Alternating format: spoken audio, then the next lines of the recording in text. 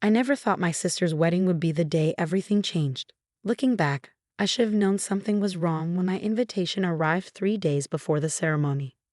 Kitchen staff entrance only, it read in elegant gold script with a crude arrow drawn pointing to the back of the venue. My sister Victoria had always been the golden child. While I chose to work with underprivileged children as a teacher, she climbed a corporate ladder with perfectly manicured nails and designer heels. Our parents never let me forget the difference between us. "Why can't you be more like your sister?" Mom would say, shaking her head at my simple clothes and practical shoes. "Look at her, engaged to James Anderson, CEO of Anderson Industries. And what do you have to show for yourself?" What they didn't know was that I had plenty to show, just not in ways they could understand. My small apartment might not be impressive, but the smiles of my students when they finally grasp a difficult concept, those are worth more than any luxury condo. Still, I went to the wedding. Victoria was my sister, after all, even as she'd grown more distant since getting engaged to James. I put on my best dress, not designer, but elegant in its simplicity, and drove my old Honda Civic to the Grand Plaza Hotel. The security guard at the main entrance took one look at my invitation and pointed to the back. "Service entrance only," he said gruffly. I found myself walking through the hotel's kitchen, dodging busy staff preparing for what was clearly going to be an extravagant reception. A hostess led me to a small table tucked behind a large pillar, practically hidden from the main celebration. Victoria's instructions were very clear, she said apologetically. Family members who might embarrass the couple should be kept out of sight. My hands trembled as I sat down. The table was set with plastic utensils, while I could see fine china gleaming on the other tables. A handwritten note in my sister's flowing script sat next to the plastic fork.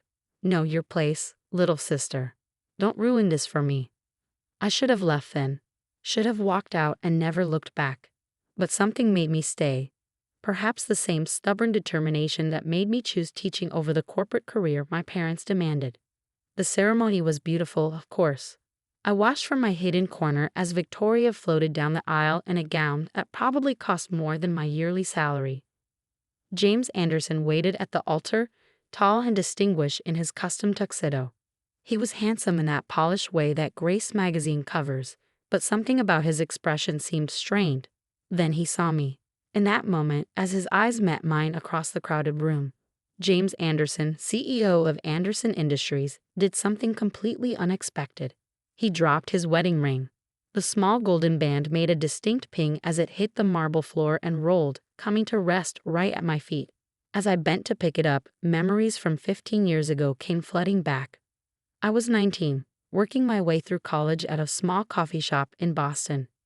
He was 22, a regular customer who always ordered the same thing: black coffee, no sugar. Back then, he wasn't James Anderson, CEO. He was just Jamie, a graduate student with dreams of changing the world through ethical business practices. We'd spent 6 beautiful months together, sharing dreams and plans for the future. He wanted to revolutionize corporate responsibility.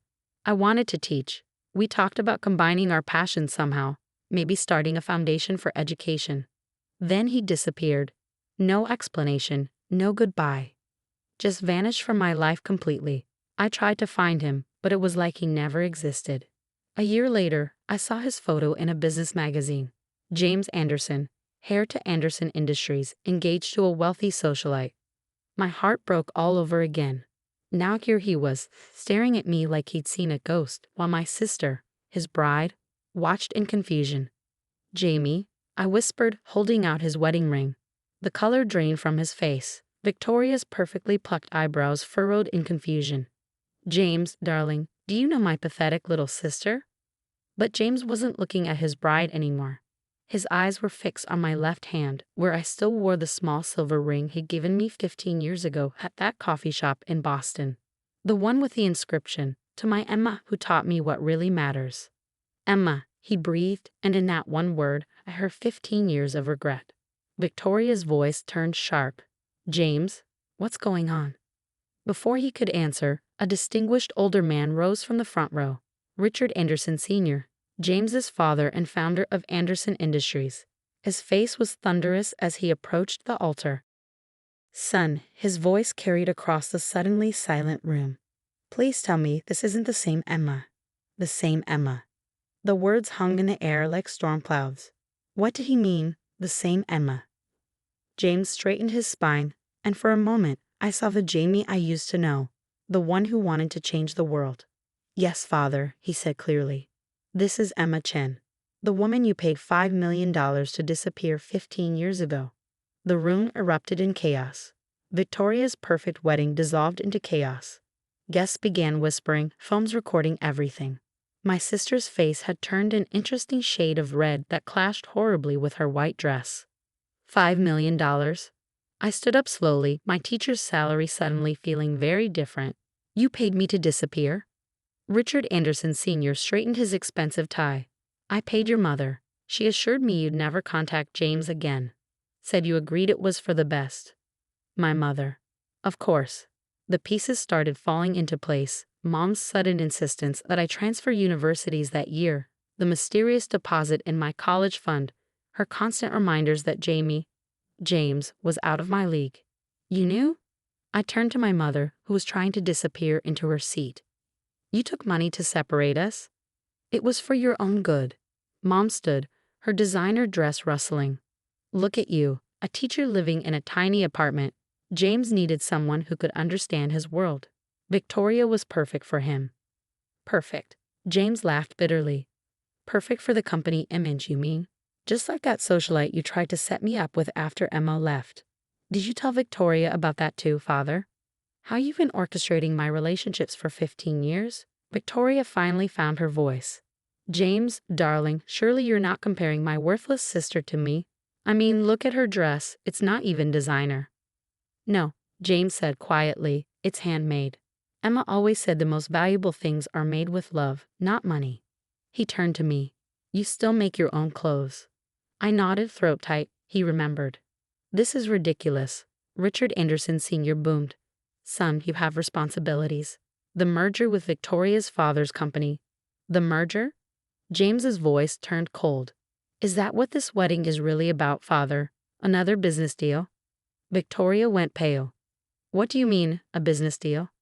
Oh, didn't you know? James turned to her. Your father's company is failing. This marriage would save it. That's why he pushed so hard for you to date me, isn't it? Victoria's father jumped up. Now see here. But James wasn't finished. He reached into his tuxedo jacket and pulled out a USB drive. I found some interesting documents last week, father, about what really happened 15 years ago, about the real reason you wanted Emma gone. Richard Anderson Sr.'s face turned ashen. James. Emma wasn't just my girlfriend back then, James continued, his voice carrying across the silent room. She was also volunteering at a youth center in South Boston, a youth center that was about to be demolished for one of our developments, a development that would have displaced hundreds of families. I remembered that fight. The community had been organizing protests, and I'd been helping them. James had been supportive, even talked about finding alternative locations for the development. Emma was organizing the community, James went on. She was good at it too, really good. The media was starting to pay attention. If that development had failed, it would have cost the company millions. But more importantly, it would have shown that Anderson Industries could be beaten. That's why she had to go, isn't it, father? Richard Anderson Sr. collapsed into his chair. So you paid her mother to make her disappear. James's voice was ice. You destroyed evidence of our relationship. You even donated to her new university to ensure she'd be accepted for a transfer. Also perfectly arranged. I did what was necessary for the company, his father muttered. The company? James laughed. The company that's now mine? He turned to the shocked guests. Oh yes, as of last week, I'm the majority shareholder. Father signed over control as an early wedding gift. Ironic, isn't it? He walked over to me, ignoring Victoria's squeak of protest. Emma, he said softly, I spent 15 years thinking you'd abandoned me. 15 years trying to be the son my father wanted. Then last week, I found these documents and I finally understood. I was going to stop the wedding. But then I saw your name on the guest list. Seated in the kitchen, I added dryly. Of course, he smiled. Victoria always did have a flair for drama. He turned to my sister. The wedding's off, by the way. You might want to check your father's company's financials before he tries to arrange another merger. Victoria screamed, throwing her bouquet at us. It hit a champagne pyramid instead, sending crystal glasses crashing to the floor.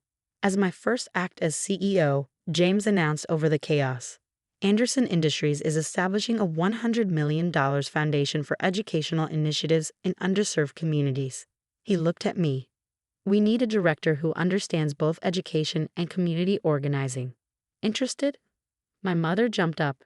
Emma, darling, I always knew you had potential. Save it, I cut her off.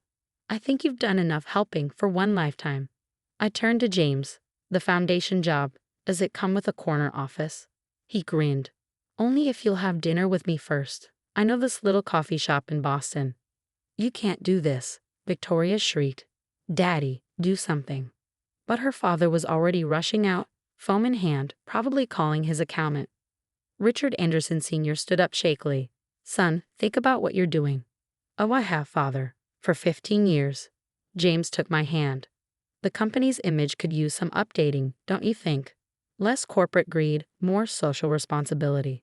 Emma always said the measure of success isn't how much money you make, but how many lives you improve. My sister launched into another screaming fit, but I barely heard her. I was looking at the small silver ring I'd never taken off, remembering a young man in a coffee shop who wanted to change the world. You kept it, James said softly, touching the ring. You came back, I replied. 6 months later, the Anderson Chen Educational Foundation had already funded 50 community programs. Victoria eventually married a minor European prince, who, ironically, believed in socialist policies. My parents suddenly became very interested in charitable giving, though their invitations to family events mysteriously get lost in the mail.